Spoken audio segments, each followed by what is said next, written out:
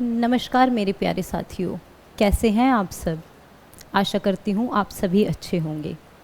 आज हम, जैसा कि आप देख ही पा रहे हैं, आज हम करने वाले टैट का सिलेबस एनालिसिस। मतलब सिर्फ यूपी टैट या सी टैट तक संबंधित नहीं है। जितने भी हमारे टैट होते हैं ये सभी का सिलेबस एनालिसिस होगा। क्या आता है, जैसे कि हमने लास्ट क्लास में देखा था कि हमारा पैटर्न क्या आता है, कितने मार्क्स का हमारा पेपर आता है, किस में से कितना पैटर्न आता है, जैसे कि सीडीपी में 30 मार्क्स का है या फिर लैंग्वेज 30 की, ये सारा ओवरऑल हमने लास्ट टाइम देखा था। आज हम लोग देखेंगे कि किस पेपर से क्या सिलेबस आता है। लेकिन उससे पहले, जैसा कि आप सबको पता ही होगा, जैसे कि यूपी में हुआ एक दुखद घटना रही, जो टीचर ने सुसाइड किया क्योंकि उनको टैट का फियर इतना हो गया। देखिए, हम सभी सुप्रीम कोर्ट में क्या चल रहा है या उन्होंने क्या डिसीज़न दिया है उसके खिलाफ तो भी कुछ नहीं कर सकते हैं। जैसा कि आपको पता ही होगा, एक्स पर यूपी के सीएम मिस्टर योगी जी ने जो लिखा है, उन्होंने कहा है कि वो अपील करेंगे कि सुप्रीम कोर्ट इस निर्णय को पुनः दोहराए, वो उस पर देखे, विचार करे। क्योंकि जो भी मतलब अभी तक पढ़ा रहे हैं शिक्षक, वो लोग अनुभवी हैं, उनको समय समय पर ट्रेनिंग प्रोवाइड कराई जाती है और उन्हें आता है पढ़ाने का तरीका।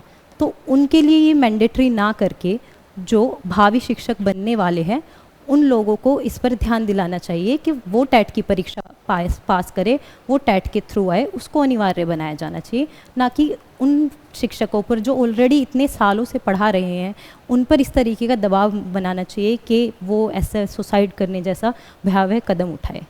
लेकिन इसमें मैं अपने कुछ विचार आप लोगों के समक्ष रखना चाहूँगी। मैं चाहती हूँ कि शिक्षक होता है, उसी को फॉलो करते बच्चे। तो हम लोग जो शिक्षक है, जो पढ़ा रहे हैं, जो इतने पेपर कंडक्ट कराते हैं, तो बच्चों पे किस तरीके का प्रेशर आता है हम वो फील कर सकते हैं। अगर हम एज अ शिक्षक, एज अ टीचर, हम लोग ही एग्ज़ाम के फियर से नहीं उभर पाएंगे, किसी भी पेपर का डर बैठ जाएगा हमारे दिल में, तो उससे फिर बच्चे क्या सीखेंगे, बच्चे क्या शिक्षा लेंगे। बच्चों को भी ऐसा लगेगा कि शिक्षक हमारे ऐसे कर रहे हैं, वो एक एग्ज़ाम के डर से निकल नहीं पा रहे, उभर नहीं पा रहे और वो ऐसा भयावह कदम उठा रहे हैं, तो बच्चे क्या सीखेंगे हम लोगों से।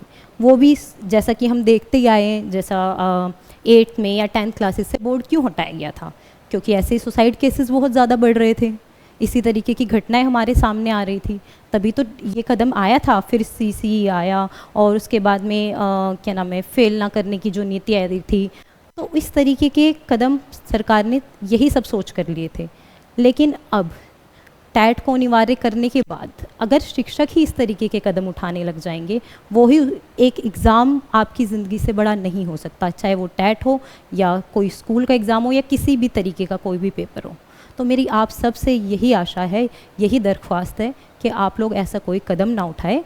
बाकी हो सकता है सुप्रीम कोर्ट अपने निर्णय पर पुनः विचार करे, जो भी होगा वो देखा जाएगा। लेकिन उससे पहले हम तो अपनी तैयारी पूरी रखें। हम तो अपने टैट के लिए या फिर जो भी टीचिंग एग्ज़ाम, अदर एग्ज़ाम्स देना चाहते हैं आप लोग, जब पता है हमें कि टैट अनिवार्य हो गया है, तो हम उस पर आगे मतलब उसके लिए पढ़ना शुरू करें, उसकी तैयारी में संलग्न हो जाए। बाकी इस एग्ज़ाम से या किसी भी एग्ज़ाम से डर कर अपने जीवन को समाप्त करना कैसा भी सॉल्यूशन नहीं है। आप सब कृपया ऐसी कोई भी हरकत, इस तरीके की प्रक्रिया ना करें प्लीज़। अब हम लोग देखते हैं कि टैट का सिलेबस क्या है।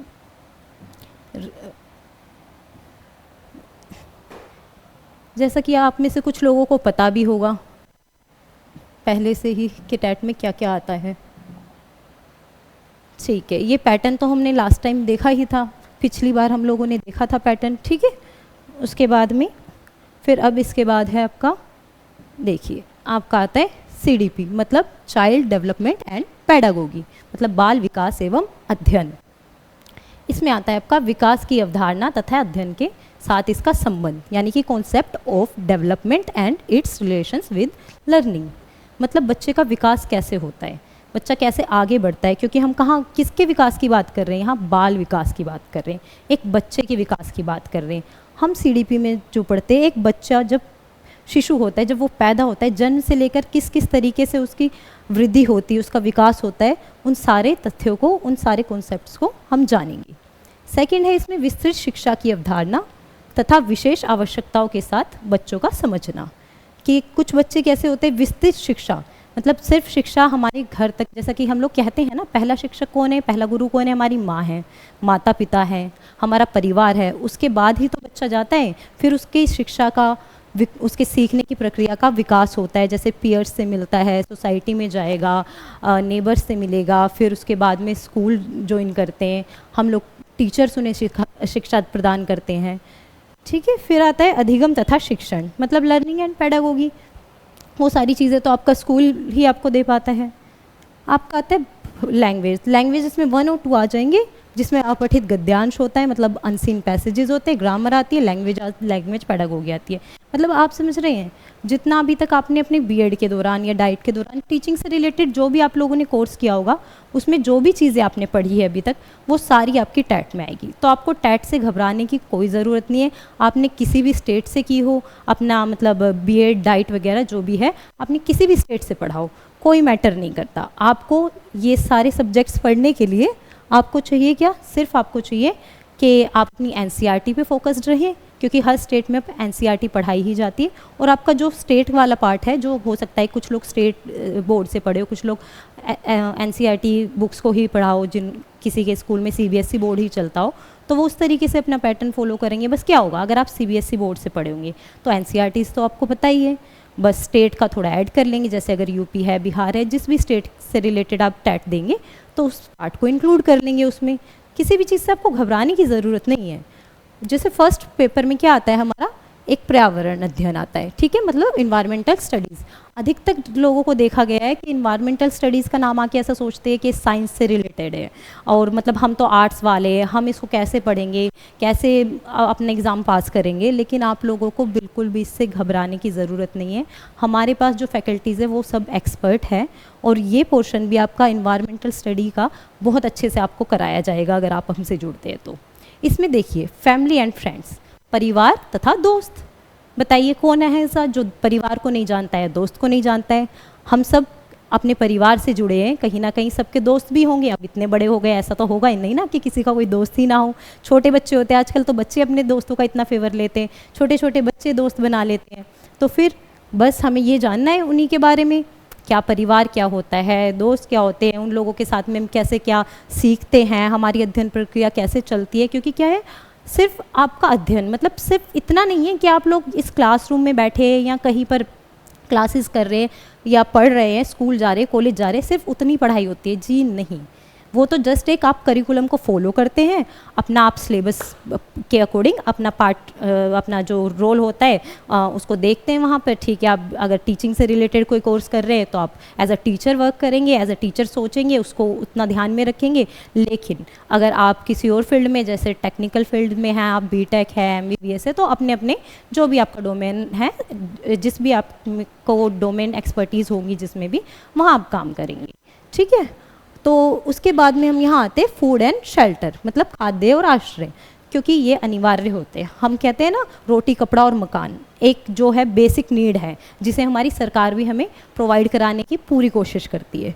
तो वही बात है यहाँ पर। फिर खाद्य के बारे में, आश्रय के बारे में, ये सब पढ़ेंगे हम। क्योंकि ये कहाँ, किस पेपर में पढ़ रहे हैं हम, ये हम पढ़ रहे हैं फर्स्ट पेपर में। समझ रहे हैं आप, जिसमें हमें फर्स्ट पेपर क्या है हमारा टैट का, फर्स्ट से लेकर 5th क्लास तक के बच्चों को पढ़ाने के लिए जो हमें पास करना है।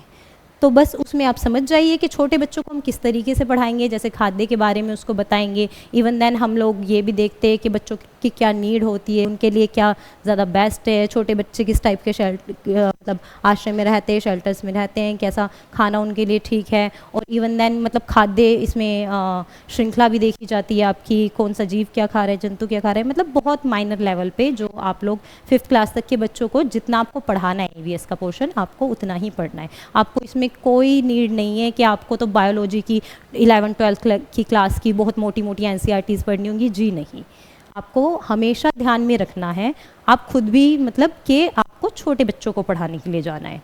आप इस तरीके से भी उन्हें ना समझाएं कि बच्चों को समझ ही ना आए। उनका जो एज ग्रुप है, जो जिस एज ग्रुप के अकॉर्डिंग उनकी डेवलपमेंट और ग्रोथ है, तो आपको वो हमेशा अपने ध्यान में रखना ही है। फिर आता है वाटर एंड ट्रैवल, पानी और यात्रा, things we make and do, चीज़ें जो हम बनाते तथा करते हैं। उसके बाद है EVS pedagogy and UP related questions होंगे। हम यूपी टैट की बात करते हैं तो हमारे ईवीएस का अध्ययन जो विज्ञान में होता है, जैसा कि मैंने अभी आपको बताया ही। और उसके बाद में यहाँ पर यूपी लिखा है, आप अगर किसी बिहार का देने वाले हैं, आप असम का देने वाले, या जिस भी स्टेट का आप टैट देने वाले, आपको थोड़े बहुत फैक्ट्स वगैरह उस स्टेट के बारे में पढ़ने होंगे। उसके बाद हमारा आ जाता है मैथमेटिक्स। ठीक है, जब सेकंड पेपर हमारा आता है तो उसमें क्या होता है, बल्कि यही सारी मैथ्स उसमें पढ़नी है। मैं फर्स्ट पेपर में संख्या प्रणाली, सरलीकरण, प्रतिशत, अनुपात, समय, कार्य, गति, दूरी, बीजगणित, क्षेत्र मिति, मीन्स ये देखिए number system and simplifications, percentage and ratio, time, work, speed and distance, algebra and mensuration, geometry, average, profit and loss, miscellaneous arithmetics questions. ठीक है, पैडागोगी, मतलब पैडागोगी आपका एक ऐसा है कि पैडागोगी आपको हमेशा ही पढ़ना है। जो भी आप सब्जेक्ट पढ़ेंगे हमेशा उसमें आपका 15 नंबर की पैडागोगी होगी ही। 30 नंबर का पूरा पोर्शन होता है, 15 का आपको पैडागोगी। मतलब किसी सब्जेक्ट, पैडागोगी से मतलब क्या है, किसी सब्जेक्ट, किसी विषय को हम किस तरीके से पढ़ाएंगे।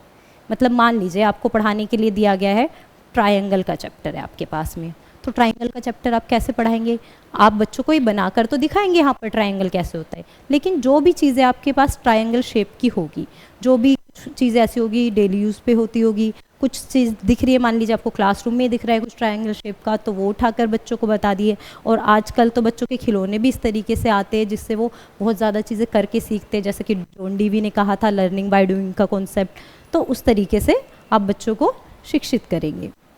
उसके बाद आता है आपका सेकंड पेपर में जो आता है, बाकी सारी चीज़ें तो आपको पता ही है, language 1 and 2 and CDP common होता है। यहाँ पर आकर सब्जेक्ट डोमेन अलग होता है थोड़ा। तो जो सोशल साइंस मतलब सामाजिक विज्ञान की बात करते हैं हम, इसमें क्या आता है आपका इतिहास, भूगोल, सामाजिक और राजनीतिक जीवन, अर्थशास्त्र और स्टैटिक जीके आता है। मतलब वो आपके स्टेट पर डिपेंड करेगा ना, जैसे यहाँ पर उत्तर प्रदेश है, आपका कोई भी स्टेट होगा वो होगा, सेंट्रल का है तो आपको बताइए सब एनसीईआरटी बेस्ड है होता ही है। फिर सामाजिक अध्ययन और शिक्षण शास्त्र। ओके, उसके बाद में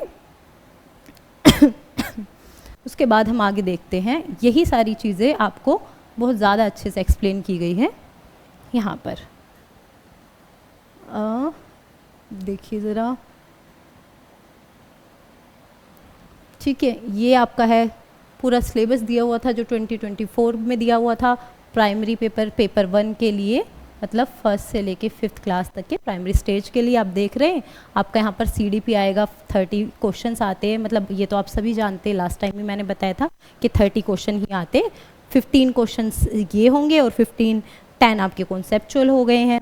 ठीक है, ये सारा आपको दिया गया है। उसके बाद में हम इसको हिंदी में भी देख लेते हैं एक बार। देखिए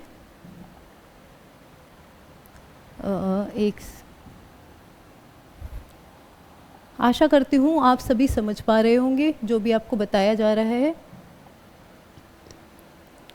देखिए, ये हम पेपर 1 के बारे में पढ़ते हैं, क्योंकि जो पोर्शन कॉमन है उसको तो जान लें हम पहले, ताकि हमारी मेहनत कम हो। कुछ लोग ऐसे भी तो होंगे जो दोनों ही पेपर देंगे, जैसे कि है फर्स्ट आपका बाल विकास और अध्यापन, जिसमें आनी है आपके 30 प्रश्न।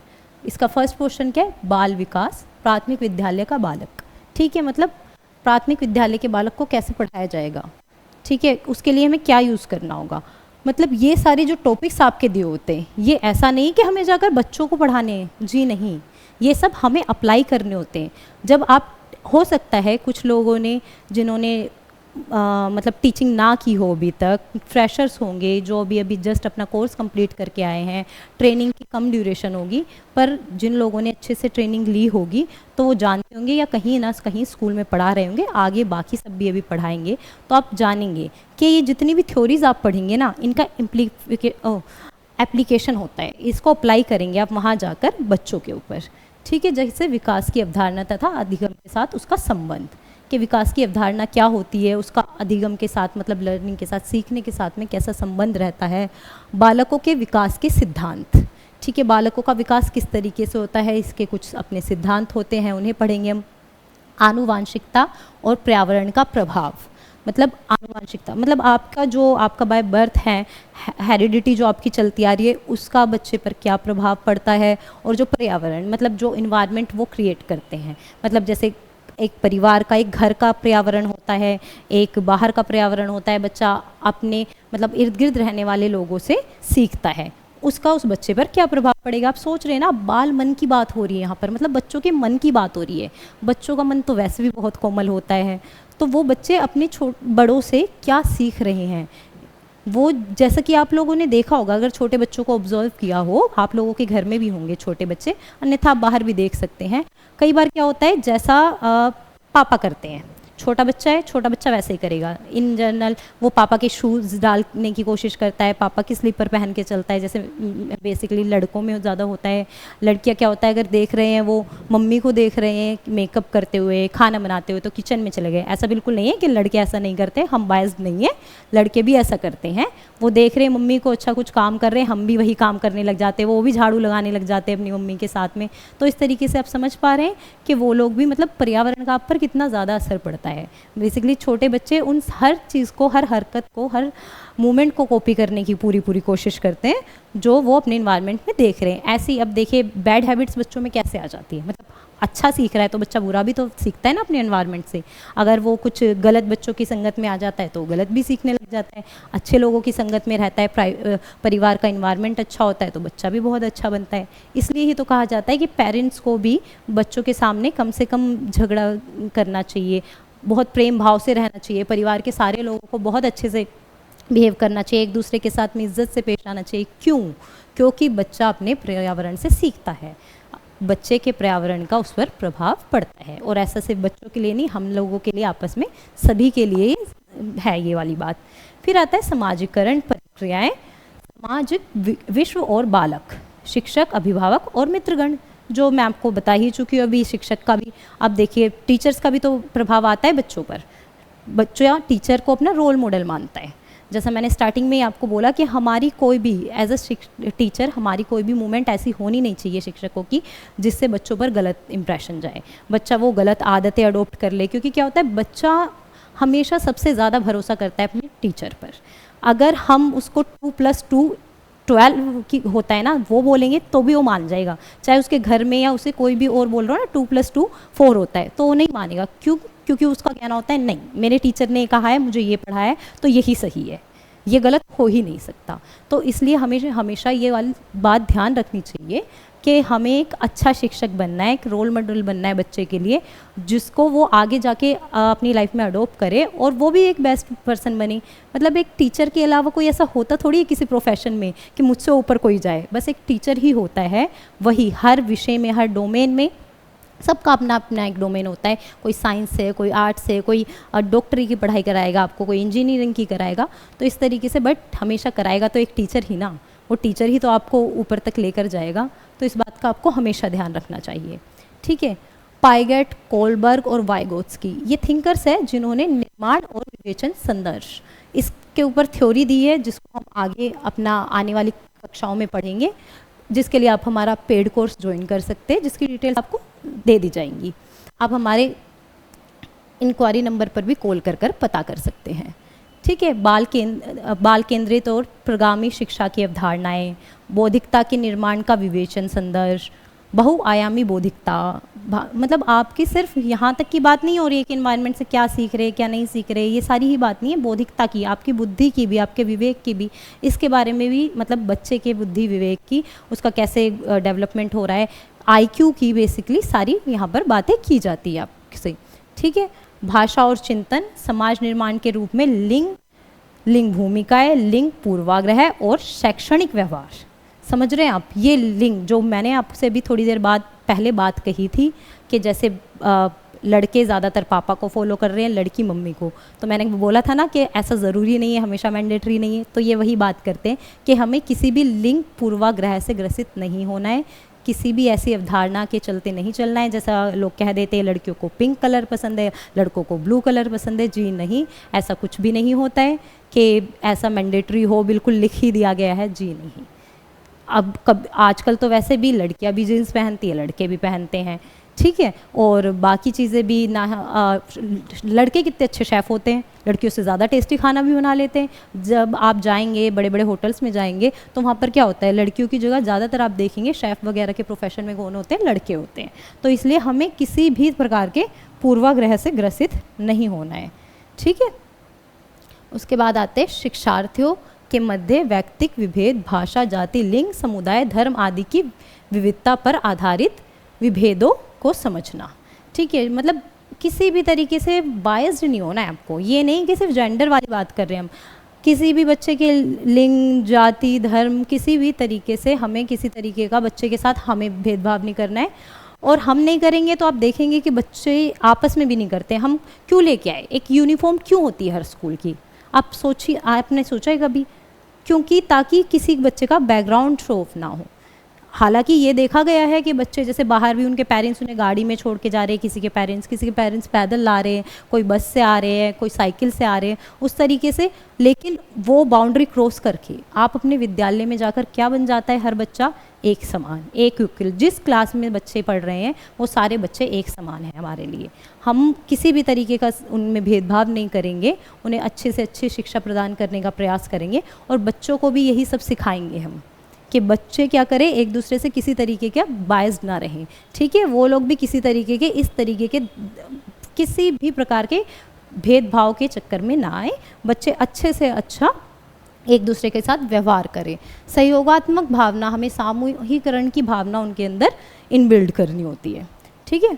अधिगम के लिए मूल्यांकन और अधिगम का मूल्यांकन के बीच अंतर, विद्यालय आधारित मूल्यांकन सतत एवं व्यापक, मतलब सीसीई की बात की ही थी हमने, किस तरीके से बच्चे का मूल्यांकन करना है, बच्चा क्या पढ़ रहा है, क्या कौन सी एक्टिविटीज़ कर रहा है। आपको पता ही होगा कि सबके मार्क्स लगते हैं, ये सारी चीज़ें आपको पढ़ाई जाएंगी, ठीक है। मूल्यांकन, संदर्श और व्यवहार, शिक्षार्थियों की तैयारी के स्तर के मूल्यांकन के लिए कक्षा में शिक्षण और विवेचित चिंतन के लिए तथा शिक्षार्थी की उपलब्धि के लिए उपयुक्त प्रश्न तैयार करना। मतलब ये एक टीचर का काम है ना। आपके यूटी वगैरह हम लोग लेते हैं स्कूल्स में, ठीक है, और एग्ज़ाम्स होते हैं, मिड टर्म होते हैं, फाइनल होते हैं, तो ये सारा काम क्या होता है, ये सारी चीज़ें कौन करता है, टीचर ही तो करता है। उसका इवैल्यूएशन टीचर करता है, मार्कशीट बनाता है, बहुत सारे काम होते हैं, वो सब करते हैं। फिर हमारा सेकेंड एक पोर्शन आता है समावेशी शिक्षा की अवधारणा तथा विशेष आवश्यकता वाले बच्चों को समझना। मतलब 5 क्वेश्चंस, 5 प्रश्न आते हैं इस पर। आप समझ रहे, विशेष आवश्यकता वाले बच्चे, कुछ बच्चे होते हैं जिन्हें मतलब आप दिव्यांग भी कह सकते हैं, तो किसी ना किसी विशेष आवश्यकता से वो होंगे, ग्रसित होंगे। वो हो सकता है कोई आंखों से देख नहीं सकता है, या हो सकता है कोई मेंटली थोड़ा वीक हो, लेकिन हमें उनकी जो भी कमी है उसको उभारना नहीं है, उस कमी को साथ लेकर चलने के लिए बच्चे को तैयार करना है। और उस बच्चे को भी हमें मतलब समावेशी शिक्षा कि हमें एक साथ सब बच्चों को रखना है। ऐसा नहीं कि कुछ बच्चा अगर देख नहीं सकता है, दृष्टिबाधित है, तो हमने उसको अलग क्लास दे दी, नहीं। पहले ऐसा हुआ करता था, और अभी भी कुछ स्कूल्स हैं इन बच्चों के जो अलग से हैं, जहाँ पर ब्रेल वगैरह सिखाई जाती है। लेकिन अब टेक्नोलॉजी इतनी हो गई है और इतनी अवेयरनेस आ चुकी है, तो हम लोगों के साथ में भी लोग पढ़ते हैं जो दृष्टिबाधित है या सुन नहीं सकते, क्योंकि उनके लिए ऑडियो विजुअल एड्स वगैरह आ गए हैं। मतलब अलग अलग तरीके से टेक्नोलॉजी है, और इलेक्ट्रॉनिक गैजेट्स ऐसे हैं, जैसे वो रिकॉर्डर होता है, रीडर होता है, सबके फ़ोन में टॉक बैक होता है, तो उस तरीके से भी वो लोग पढ़ पाते हैं, ठीक है। गैर लाभ प्राप्त और अवसर वंचित शिक्षार्थियों सहित विभिन्न पृष्ठभूमियों से आए शिक्षार्थियों की आवश्यकताओं को समझना। मतलब होता है ना कि कुछ बच्चों के पास में मतलब ज़्यादा इन अर्निंग सोर्स नहीं होता है, तो हो सकता है उसको किसी तरीके की आवश्यकता हो जो हम पूरी कर सकें। तो इस तरीके से उनके बैकग्राउंड को भी थोड़ा थोड़ा जानना, बेसिकली बच्चे का आपके ऊपर इतना विश्वास हो कि बच्चा अपने मन की बात आपको बता पाए। अब क्या होता है, कई बार हम देखते हैं क्लास में कुछ बच्चे टॉपर होते हैं और कुछ नहीं पढ़ पा रहे होते हैं, ठीक है, या हम लोग कह देते हैं इन जनरल ऐसे ही कि बैक बेंचर्स होते हैं, ये तो पढ़ेगा ही नहीं। इस तरीके की बातें कभी अपने बच्चों को नहीं, अब मतलब बेसिकली अपने स्टूडेंट्स को नहीं कहनी चाहिए, क्योंकि इन सब का उसके माइंड पर नेगेटिव इम्पैक्ट पड़ता है। देखिए, पढ़ा तो सब लेते हैं, अच्छे बच्चे भी सब में होता है, प्रतिभावान बच्चों के बारे में आप पढ़ेंगे आगे चलकर, लेकिन सबके अंदर अपनी अपनी प्रतिभाएं। हो सकता है वो बच्चा मैथ्स में अच्छा नहीं है, लेकिन वो ड्राइंग बहुत अच्छी करता है, वो उस फील्ड में अच्छा जा सकता है। हो सकता है उसको कोई और शौक हो, है ना, जैसे कि उसको डांसिंग का हो, उसकी हॉबी हो, सिंगिंग हो, तो हमें उसके बारे में जानना है कि वो किस तरीके से आगे उसको बढ़ाया जाए, उसका स्पेशलाइजेशन किस में है, कौन सा उसका एक्सपर्टीज़, कौन सा डोमेन है उसका, ठीक है। और इस जो बच्चे वंचित होते हैं, डिप्राइव्ड ग्रुप वाले होते हैं, उन लोगों की क्या है, आवश्यकताएं क्या होती है, उन्हें जानना। देखिए इसी तरीके की आवश्यकताओं को जानकर जो ड्रॉप आउट्स हो रहे थे स्कूल में, आप सभी को पता होगा, फिर क्या मिड डे मील आया, और मिड डे मील से लिटरली बहुत फ़ायदा हुआ है। क्योंकि मिड डे मील को लाया इसलिए गया था कि बच्चे क्या करते थे, बाल मजदूरी क्यों बढ़ी थी, बाल मजदूरी इसलिए बढ़ी थी क्योंकि बच्चों के पास, मतलब पेरेंट्स के पास में बच्चों को पढ़ाने के लिए पैसा नहीं था, और वो सोचते थे कि अगर हम बच्चों को पढ़ाने के लिए भेज देंगे तो फिर हमारी जो 100-200 रुपये 500 रुपये दिहाड़ी के आते हैं वो नहीं आएंगे। तो इस वजह से वो बच्चों को अपने साथ काम पर ले जाया करते थे, उनसे बाल मजदूरी कराते थे। जिन बच्चों का एडमिशन हो भी गया, जैसे सर्व शिक्षा अभियान है आपका, समग्र शिक्षा अभियान है, उसके अंतर्गत जिन बच्चों का एडमिशन हुआ भी, तो उनके ड्रॉप आउट्स बढ़ने लग गए, क्योंकि वो मतलब लंच ब्रेक में खाएंगे कहाँ से, दूसरों को देखेंगे, किसी के पास में है किसी के पास नहीं है, इस तरीके की जो फिर एक दुर्भावना भी आ जाती है बच्चे के अंदर, हीन भावना पैदा हो जाती है। तो उसी के चलते क्या था, मिड डे मील योजना लेकर आई गई, तो मिड डे मील से फ़ायदा हुआ, ड्रॉप आउट्स कम होने लग गई। इनफैक्ट कई कई स्टेट्स में तो ऐसा हो भी नहीं रहा है, अब ड्रॉप आउट्स नहीं हो रहे हैं, बच्चे बहुत अच्छे से पढ़ाई कर रहे हैं, पूरा पूरा पढ़ाई पर ध्यान दे रहे हैं, क्योंकि उनको अगर मतलब स्वस्थ शरीर में ही स्वस्थ मन का मस्तिष्क का विकास होता है, और उसके लिए क्या है, अच्छा संतुलित आहार खाना आवश्यक है। जो पेरेंट्स अपना 2 वक्त की रोटी नहीं अरेंज कर पाते, वो बच्चे को भेज रहे हैं स्कूल में क्योंकि बच्चे को वहाँ खाना मिल रहा है, वो अपने लिए अरेंज कर लेते हैं और बच्चे को गवर्नमेंट दे ही रही है। और वैसे भी गवर्नमेंट के थ्रू स्कीम्स, राशन कार्ड और ये सब बनते ही हैं, राशन वगैरह दिया ही जाता है। तो जितना इनिशिएटिव सरकार का है उतना हमारा भी तो है। एज अ टीचर हम लोगों की भी तो रिस्पॉन्सिबिलिटी बनती है ना, हम समाज को बेस्ट दे जो भी दे रहे हैं, ठीक है। शिक्षक ही है जो समाज का, अपने देश का भविष्य बनाएगा, ठीक है।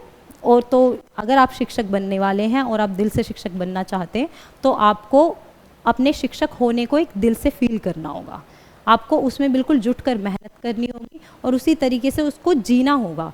एक शिक्षक बनना सिर्फ एक पढ़ाई करके, किसी भी पेपर को पास करके शिक्षक नहीं बना जाता है। शिक्षक बना जाता है अपनी आत्मा से, शिक्षक बना जाता है अपने विचारों से, अपनी भावनाओं से। शिक्षक बना जाता है उस बच्चे के बारे में भी उससे मतलब समझ कर, बिल्कुल हम ये जाने कि ये बच्चा पढ़ नहीं पा रहा है तो क्यों नहीं पढ़ पा रहा है, वो पढ़ पा रहा है तो अच्छी बात है, उसके पास क्या ऐसे रिसोर्सेज है जो इस बच्चे के पास नहीं है, तो हम उसके लिए क्या कर सकते हैं। हम अगर अपने आप से सक्षम नहीं है कुछ करने के लिए, तो हम गवर्नमेंट से अपील तो कर ही सकते हैं ना कि कुछ बच्चे इस तरीके से, इसी के चलते आती है फिर आपकी यहाँ पे अधिगम संबंधित समस्याएं, कठिनाइयाँ जो मैंने बताया। फिर आती है मेधावी, मतलब आप जानते ही हैं बच्चों को क्या दिया जाता है, स्कॉलरशिप दी जाती है। सृजनशील विशिष्ट प्रतिभावान विद्यार्थियों की आवश्यकताओं को समझना, मतलब उन लोगों की आवश्यकताओं को समझकर आप जानते ही हैं कि बच्चों को फिर क्या दी जाती है, छात्रवृत्ति वगैरह। जो मेधावी बच्चे होते हैं लोगों को छात्रवृत्ति भी प्रोवाइड कराई जाती है। तो ये क्या कर रही है, गवर्नमेंट का एक इनिशिएटिव ही तो है बच्चों को आगे बढ़ाने का, ताकि किसी भी तरीके से किसी की पढ़ाई बाधित ना हो, ठीक है। फिर आते हैं अधिगम और अध्यापन, जिसके आपके पास 10 प्रश्न आते हैं।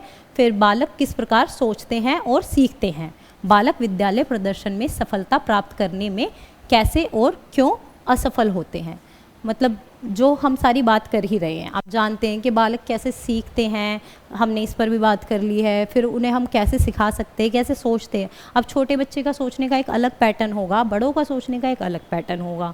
मतलब छोटे बच्चे किससे, टॉयज़ से अट्रैक्ट होंगे, उनको तो टॉफ़ी दे दी, गेम दे दी, उस तरीके से वो खेल में पढ़ना ज़्यादा प्रेफर करेंगे वो लोग, है ना। और यही बात जब हमारे सेकेंड पेपर पे आएगी, तो वो क्या है, 6 से लेकर 8 क्लास तक के बच्चों के लिए, तो उनके एज ग्रुप के बच्चे क्या मतलब किस तरीके से ज़्यादा पढ़ना प्रेफर करेंगे, उस तरीके की टेक्निक्स देखेंगे हम, ठीक है। उसके बाद में हमारा आता है, और कुछ बच्चे जो सफल नहीं हो रहे हैं, मतलब सफल होते हैं तो वो होता है, सब अप्रिशिएट करते हैं, लेकिन जो असफल है उसका भी तो पूछना चाहिए ना हमें कि उसको क्या दुख दर्द तकलीफ़ है, वो क्यों नहीं पढ़ पा रहा है, क्या उसकी समस्या है, तो उस पर बात की जाती है, ठीक है। फिर अधिगम और अध्यापन की बुनियादी प्रक्रियाएं, बालकों की अधिगम कार्यनीतियाँ सामाजिक क्रियाकलाप के रूप में अधिगम के सामाजिक संदर्भ, ठीक है। एक समस्या समाधानकर्ता और एक वैज्ञानिक अन्वेषक के रूप में बालक, देखिए बालक, आप समझ रहे हैं ना, बालकों के लिए सामाजिक, यहाँ सामाजिक की भी बात की जा रही है। जो हम बात कर ही रहे हैं कि समाज से भी बच्चा बहुत कुछ अडोप्ट करता है, समाज से भी सीखता है।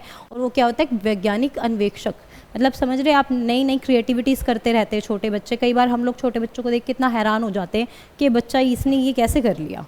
और कई बार छोटे बच्चे, आप अपने घरों में भी देखते होंगे, आप लोग डिस्कशन कर रहे हैं किसी बात पे, और उनका जो मेंटल स्टेट होता है, उनका जो मूवमेंट होती है, वो कैसे कुछ ना कुछ प्रॉब्लम हमारी ऐसी होती है जिसको ऐसी चुटकियों में सोल्व कर देते हैं, है ना। मतलब हमें पता ही नहीं लगता है, हमें ये सोचते हैं कि बच्चे ने किया कैसे, ठीक है।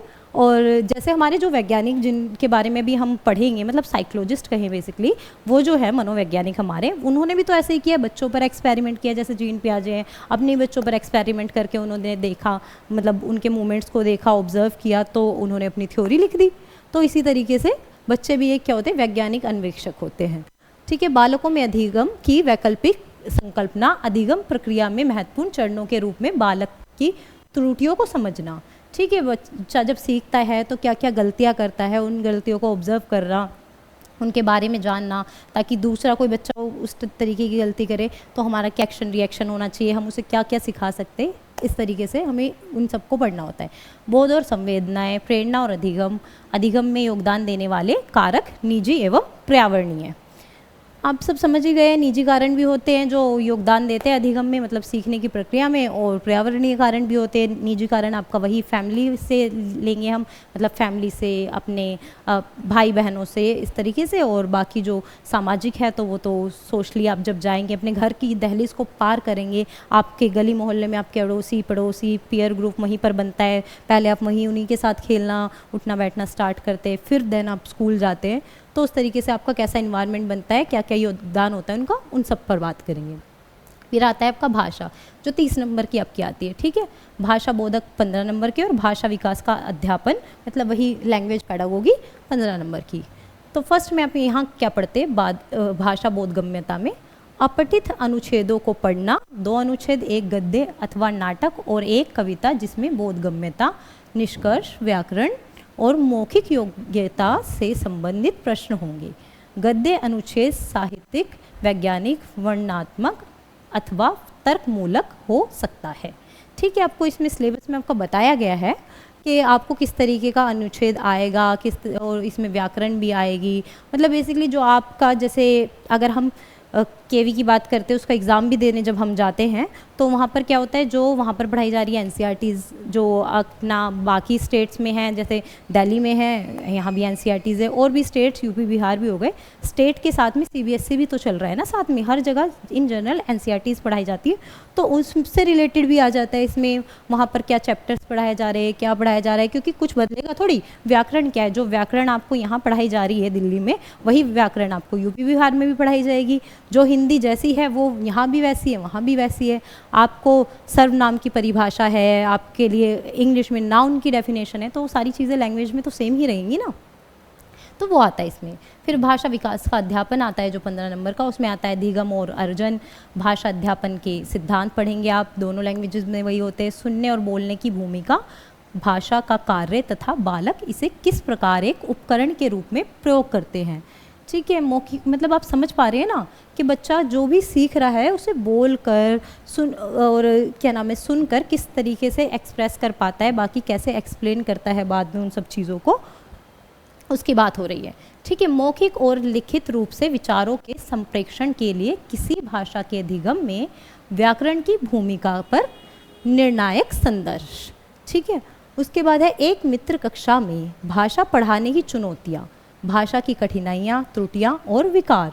मतलब हम जब लैंग्वेज पढ़ाते हैं, चाहे वो हिंदी हो, इंग्लिश हो, तमिल हो, तेलुगु हो, जो भी है, जब हम लैंग्वेज पढ़ाते हैं तो बच्चे के सामने क्या क्या कठिनाइयाँ आती है, किस किस तरीके के हमें मनोवेग से गुजरना पड़ता है। कुछ आपको पता ही है, भाषाई मुद्दे तो आजकल आप सभी न्यूज़ तो देखते ही होंगे, तो पता है कैसे उठते हैं। तो उसी तरीके की यहाँ पर बात की जा रही है, ठीक है। हम लोग सीखेंगे क्या क्या चुनौतियाँ आती है, क्या क्या कठिनाइयाँ आती है, किस टाइप के विकार होते हैं, और उन सबको दूर करने के लिए समाधान पर भी हम बात करेंगे। भाषा कौशल, भाषा बोधगम्यता और प्रवीणता का मूल्यांकन करना, बोलना, सुनना, पढ़ना और लिखना, ठीक है। अध्यापन, अधिगम सामग्रियाँ, पाठ्यपुस्तक, मल्टीमीडिया सामग्री, कक्षा का बहुभाषाई संसाधन, ठीक है, मतलब आप समझ रहे हैं कि हम जो जो लर्निंग के लिए जो भी इक्विपमेंट्स का, जो भी सामग्रियों का, टूल्स का यूज़ करेंगे, उनके बारे में बात की जा रही है। जैसे मल्टीमीडिया का, अब मैं कैसे आपको बता पा रही हूँ या आप मुझे कैसे सुन पा रहे हैं, हम उसी का तो यूज़ कर रहे हैं ना। हम टेक्नोलॉजी का बेहतरीन यूज़ करना जानते हैं, मतलब गलत भी हो सकता है, लेकिन हम लोग उस डायरेक्शन में ना जाएं और दूसरों को भी यही शिक्षा दे कि उस डायरेक्शन में वो ना जाए। क्योंकि आजकल आप देख रहे हैं कि क्राइम भी कैसे हो रहे हैं, मतलब इसी तरीके से लोग सीख रहे हैं। मल्टीमीडिया का गलत यूज़ हो रहा है, डीप फेक चल रहा है, इस तरीके की चीज़ें भी चल रही है। लेकिन हमें क्या करना है, हमें शिक्षा के क्षेत्र में हमें कुछ सीखने के लिए, कुछ अच्छा बेहतर करने के लिए कैसे मल्टीमीडिया को यूज़ करना है। यहाँ तो हमारी कक्षा में बहुआयामी संसाधन कैसे यूज़ करने हैं, जैसे मैंने आपको बोला था समावेशी शिक्षा के लिए हमें क्या करना होगा। अब हमारे साथ में नॉर्मल बच्चे भी बैठे हैं जो देख सुन सब पा रहे हैं, और कुछ ऐसे बच्चे बैठे हुए हैं कि जो देख नहीं पा रहे। तो हम, जैसे अब मैं बोल रही हूँ, वो मुझे सुन तो सकते हैं ना, वो इसलिए ही मैं एक एक लाइन, एक एक वर्ड बोल रही हूँ, ताकि अगर कोई इस तरीके का भी बच्चा है जो मेरी बात सुन पा रहा है, तो मेरा बोलना भी सार्थक होगा। कोई भी कभी भी किसी भी जगह पर वंचित ना रह जाए किसी ऐसी चीज़ से जो बाकी नॉर्मल, जो बिल्कुल ही फिजिकली फिट है, वो लोग कर पा रहे हैं और वो इंसान नहीं कर पा रहा है। बेसिकली शिक्षा प्राप्त करना तो सभी का अधिकार है, आप जानते हैं मौलिक अधिकार है हमारा, तो उससे कोई वंचित ना रहे। फिर उपचारात्मक अध्यापन, उसके बाद भाषा 2 आता है जिसमें 30 नंबर का प्रश्न होता है, वही 30 प्रश्न आते हैं, और बोधगम्यता 15 नंबर की, और भाषा विकास का अध्यापन वही 15 क्वेश्चन आते हैं उसमें भी। तो इसमें सेकंड पेपर में, सॉरी, भाषा 2 में क्या आता है, 2 अनदेखे गद्य अनुच्छेद तर्क मूलक अथवा साहित्यिक अथवा वर्णनात्मक अथवा वैज्ञानिक, मतलब इन चारों में से किसी भी टॉपिक पर वो कैसे भी हो सकते हैं जो अनुच्छेद आएंगे आपके, जिनमें बोधगम्यता, निष्कर्ष, व्याकरण और मौखिक योग्यता से संबंधित प्रश्न होंगे। ठीक है, आपका भाषा विकास का अध्यापन 15 प्रश्न, अधिगम और अर्जन, भाषा अध्यापन के सिद्धांत, सुनने और बोलने की भूमिका, भाषा का कार्य तथा बालक इसे किस प्रकार एक उपकरण के रूप में प्रयोग करते हैं। ठीक है, मतलब जो भी हमने भाषा 1 के लिए पढ़ा वही सारी चीज़ें हमारी भाषा 2 के लिए भी है। मौखिक और लिखित रूप में विचारों के संप्रेषण के लिए किसी भाषा के अधिगम में व्याकरण की भूमिका पर निर्णायक संदर्भ, मतलब आप जान रहे हैं ना, बिना व्याकरण का इस्तेमाल किए तो हम कुछ बोल नहीं पाएंगे इतना। जो मैं भी आपसे बात कर पा रही हूँ, संप्रेषण का एक माध्यम है, फिर इसमें भाषा का किस तरीके से प्रयोग करना है, वो सारी चीज़ें भी है, वही सारी चीज़ें हम लोग बच्चों को भी सिखाते हैं। ठीक है, फिर एक भिन्न कक्षा में भाषा पढ़ाने की चुनौतियाँ, मतलब होता है, मान लीजिए इंग्लिश और हिंदी मीडियम के स्टूडेंट्स तो है ही, लेकिन अदर स्टेट से आया कोई स्टूडेंट है, या मान लीजिए हम ही कहीं और हैं, अभी मान लीजिए हमें बंगाली आती है और कोई लैंग्वेज नहीं आती है, और टीचर को कोई और लैंग्वेज आती है, तो कैसे एक दूसरे के साथ सामंजस्य बिठाए, तालमेल बिठाए, और कैसे सारे बच्चों को एक साथ लेकर चले और उन्हें पढ़ाए। तो इस तरीके की चुनौतियाँ भाषा पढ़ाने वाले शिक्षक के सामने हमेशा होती है। ठीक है, भाषा कौशल, भाषा बोधगम्यता और प्रवीणता का मूल्यांकन करना, बोलना, सुनना, पढ़ना और लिखना। ठीक है, क्योंकि अब कई बार होता है कुछ बच्चों को बोलना आता है, सुन लेते हैं, लेकिन पढ़ना और लिखना नहीं आता है, तो हमें उस पर काम करना होगा ना। कुछ बच्चे क्या होते हैं, बहुत ज़्यादा मतलब सहमे रहते हैं, वो बोलना आता है सबको, लेकिन वो बोलने की कोशिश नहीं करते हैं। वो जैसे अगर आपने कोई प्रश्न पूछा है उनसे, उन्हें उत्तर पता है, लेकिन वो उसका आपको जवाब नहीं देंगे, तो हर चीज़ें। और ये जब हम छोटे बच्चों की बात करते हैं, तो छोटे बच्चों को तो हमें बोलना भी सिखाना पड़ता है। सबसे पहले हम कोशिश करते हैं वो बोले माँ, फिर बाबा, इस तरीके से हम उसको बोलना भी सिखाते हैं, है ना। वैसे तो ये वाला काम आपका पेरेंट्स करवा ही देते हैं, पेरेंट्स के थ्रू हो जाता है, घर में ही हो जाता है बोलने वाला। लेकिन जो चीज़ें अच्छे से बच्चा पढ़ता है, लिखता है, सुनता है, वो सारी चीज़ें बोलनी उसको आ जाए, इस तरीके से हम लोग उसको ट्रेन करते हैं। अध्यापन अधिगम सामग्री, पाठ्य पुस्तक, मल्टीमीडिया सामग्री, कक्षा का बहुभाषाई संसाधन, फिर उपचारात्मक अध्यापन। फिर आते हम प्राइमरी वाले पेपर में गणित पे। गणित के आते हैं आपके पास में 30 प्रश्न। ठीक है, विषय वस्तु 15 प्रश्न, और उसके बाद में आपका आता है अध्यापन संबंधी 15 प्रश्न। विषय वस्तु में आप क्या है, आपका ज्यामिति है, आकार और सैनिक समझ है, हमारे चारों ओर विद्यमान ठोस पदार्थ है, मतलब ये सब चीज़ें भी हमने इंग्लिश में भी देखी थी। ठीक है, संख्याएं है, जोड़ना और घटाना, ये सब है। और गुणा करना, विभाजन, मापन, मतलब जितने भी है जैसे समय, परिमाण, आंकड़ा प्रबंधन, पैटर्न, राशि। छोटे बच्चों को हम क्या क्या सिखाते हैं? स्टार्टिंग में जाते हैं जब स्कूल में छोटे बच्चे, तो हम जमा, घटा, गुना, भाग इस तरीके से तो उन्हें सिखाते हैं। उन्हें कुछ कुछ आकृतियाँ दिखाकर, ट्रायंगल शेप क्या होती है, स्क्वायर क्या होता है, ये सारी चीज़, सर्कल क्या होता है, ये सारी चीज़ें सिखाते हैं, ठीक है। पैटर्न वगैरह, आंकड़े, ये सारी चीज़ें। और समय देखना छोटे बच्चों से ही स्टार्ट किया जाता है ना। हम सब भी हैं तो इतने बड़े होने के बाद तो नहीं देखा है, समय देखना सीखा है, पहले से ही जानते थे। कैसे जानते थे? हमारे टीचर्स ने, हमारे पेरेंट्स ने हम पर मेहनत की, उन्होंने हमें सिखाया तो उसके थ्रू जानने लग गए, है ना। बट हाँ, आजकल के बच्चों के लिए थोड़ा ज़्यादा इजी हो गया है, वो मोबाइल में भी देख लेते हैं तो उन्हें एक्यूरेट पता चल जाता है। बट पहले जिस तरीके की घड़ियाँ आती थी और जो आज भी कई लोगों के घर में देखने के लिए मिल जाती है, तो उसमें आपको पता है बड़ी सुई इस पर है, छोटी सुई इस पर है, तो क्या टाइम हुआ है, ये सेकंड की सुई है, मिनट की सुई है, इस तरीके से। बट हम आज भी बच्चों को उसी तरीके से सिखाएंगे। अध्यापन संबंधी 15 प्रश्न। गणितीय, तार्किक, चीनी प्रकृति बालक के चिंतन एवं तर्क शक्ति, पैटर्नों तथा अर्थ निकालने और अधिगम की कार्य नीतियों को समझना, ठीक है। पाठ्य चर्चा में गणित का स्थान, मतलब किस तरीके से, जब हम बातों में भी तो गणित आ जाता है कई बार, मतलब हम लोग जा रहे हैं, हम बच्चों को बता के भी भेजते हैं कि इतने का सामान आएगा, इतने रुपए वापस आएंगे। जब तक उसको हम ये सारी चीज़ें सिखाएंगे नहीं तो उसको पता कैसे चलेगा, है ना।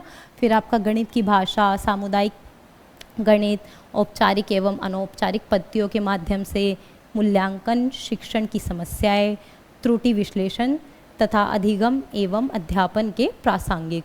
फिर पहलू, नैदानिक एवं उपचारात्मक शिक्षण, मतलब डेली बेसिस पे क्या बच्चे को पढ़ाया जाता है, और उसके बाद में मतलब स्कूल में जाता है तो किस तरीके के मैथ्स की उसको नीड होती है, उस तरीके से हम लोग उसको प्रिपेयर करते हैं। फिर आ जाता है हमारा ये 5th पोर्शन जो आता है पेपर 1 का, पर्यावरणीय अध्ययन, जिसके 30 प्रश्न होते हैं, वही विषय वस्तु 15 प्रश्न, जिसमें हम परिवार और मित्र, संबंध, कार्य और खेल, पशु, पौधे, और आपका है भोजन, आश्रय, पानी, भ्रमण, वे चीज़ें जो हम बनाते और करते हैं, इसके बारे में, जैसा कि ये सारी बातें हम लोगों ने पहले भी कर ली है, ठीक है। उसके बाद में आपका अध्यापन संबंधी मुद्दे होते हैं 15 प्रश्न, जिसमें ईवीएस की अवधारणा और व्याप्ति, मतलब ईवीएस क्या है, उसकी इम्पोर्टेंस क्या है, आते हैं हम उस पर। फिर पर्यावरणीय अध्यापन और पर्यावरणीय शिक्षा, फिर अधिगम के सिद्धांत, उसके बाद में विज्ञान और सामाजिक विज्ञान की व्याप्ति और संबंध। मतलब सिर्फ इन्वायरमेंट में ऐसा थोड़ी है कि हम लोगों को साइंस ही पढ़ना है, नहीं, हमें सोशल साइंस भी तो देखना है, उसका ही एक पार्ट है, उसी की एक ब्रांच है, और इन्वायरमेंट हमारा जो है, तो दोनों को का सामंजस्य बिठाकर हमें चलना है, उन दोनों को ही हमें देखना है। अवधारणा प्रस्तुत करने के दृष्टिकोण, क्रियाकलाप, प्रयोग, व्यवहारिक कार्य, चर्चा, सीसीई, शिक्षण सामग्री, उपकरण और समस्याएं। मतलब समस्याओं का तात्पर्य ऐसा नहीं सोचेगा कि समस्याएं आएंगी, समस्याएं बच्चों को पढ़ाने के लिए भी शिक्षक, एज अ शिक्षक आपको क्या समस्याएं फेस करनी पड़ती है वो भी है। इन्वायरमेंट के शिक्षक को भी तो कुछ समस्याएं फेस करनी होगी। कुछ बच्चे होंगे जो उनका सब्जेक्ट नहीं समझ पा रहे होंगे, तो उन्हें भी तो समझाना, पढ़ाना एक बड़ा टास्क है ना। और आप एज अ शिक्षक क्या समस्याएं फेस कर रहे हैं, बच्चे उसको समझने में क्या समस्याएं फेस कर रहे हैं, उन सब पर हम लोग बात करते हैं। चलिए, तो हम लोगों ने अपना सिलेबस तो देख लिया है। अब आप ये मन बना चुके होंगे कि आप लोगों को अपनी टैट की जर्नी स्टार्ट कर देनी चाहिए। अब तो देखिए, आप लोग जुड़िए मेरी टीम से, हमारी टीम आपके लिए हमेशा अवेलेबल है। हम लोग आपको पेड कोर्स प्रोवाइड करा रहे हैं। आप लोग नीचे डिस्क्रिप्शन में जाकर जो लिंक है उस पर क्लिक कर हमारा कोर्स ज्वाइन कर सकते हैं। आप विद्या एडुटेक की ऐप पर जाकर प्ले स्टोर से डाउनलोड कर लीजिए। आप उस पर जाएंगे तो आपको हमारे कोर्सेज़ वहाँ पर मिल जाएंगे। ओके, बाय बाय गाइस, धन्यवाद।